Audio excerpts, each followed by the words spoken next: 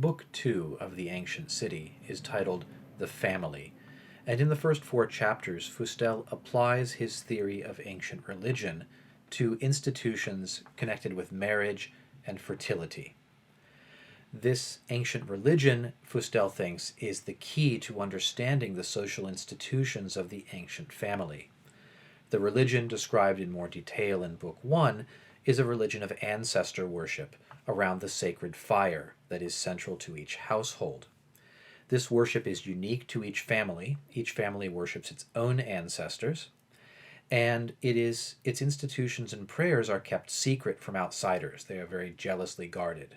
Outsiders may not even observe or come into the presence of the sacred fire and its ceremonials. And this religion has a number of important consequences. First, for marriage.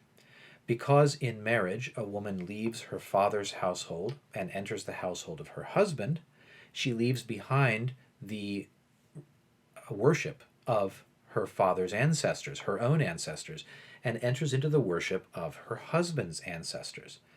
This fact alone, this religious transition, almost amounting to a conversion, accounts for many of the elaborate religious and legal rituals that surround ancient marriage, from regulating the departure of the wife from her father's house to her reception into the husband's house and her initiation into the new religion. We can see that marriage here would be quite a significant religious event simply because it involves these very secretive and insular gods of the new household accepting a new worshiper, someone who is not related to them by blood, someone who does not owe them the obligations of piety from her own bloodline, but who is being, as it were, invited or brought into their presence. So vitally important to discover, will the gods, will the ancestors accept this new person, this new woman, as a worshiper and as the mother of their descendants.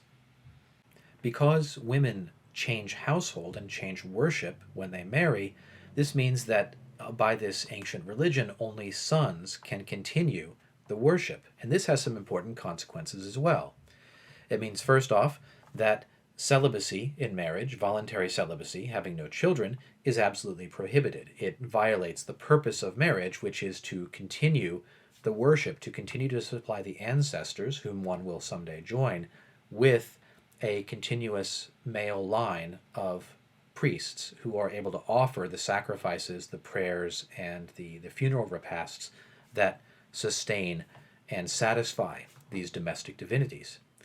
It also helps to account for ancient laws regarding sterility, which involve divorce, sometimes mandatory divorce in the case of female sterility, or the substitution of a male relative in the case of male sterility. And this may, in fact, help us to understand an ancient practice which is otherwise somewhat mysterious to us.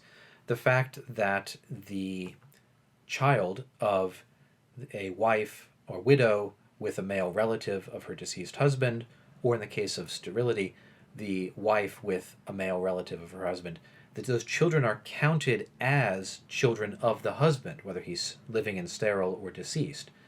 This would make no sense to us in a biological or natural sense. It's quite obvious that the child of that union is not the child of the father.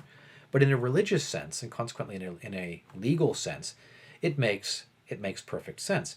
It is the child, especially if it's a male child, who continues the religious worship, the line, as it were, of worship for that particular sacred fire and household. And so both the obligation of the wife to have children, to have ideally a son with a male relative, and the accounting of that son as the child, not in a natural sense, but in a religious and legal sense, of the husband, that becomes intelligible to us in a way that it wouldn't be if we were leaving out this religious element. And here, as everywhere, Fustel is insisting that really the ultimate explanatory principle for much of what we find in these ancient social institutions is this religious background of the worship, the ancestor worship around the sacred fire. Adoption also makes sense then in this context, but notice that it can only be adoption of a son by the sonless, by people who have no natural son. There's no other motivation for adoption than to bring a male into the line of descendants so he may continue to offer the sacrifices and prayers that the ancestors in the sacred fire demand. So that's my commentary and quick summary of chapters 1 through 4 of Book 2 of the Ancient City. In the coming chapters of Book 2, Fustel will apply his theory to institutions of kinship, of property, and of succession. After we hear from those chapters, I'll offer some more comments. Thanks for watching today. Goodbye.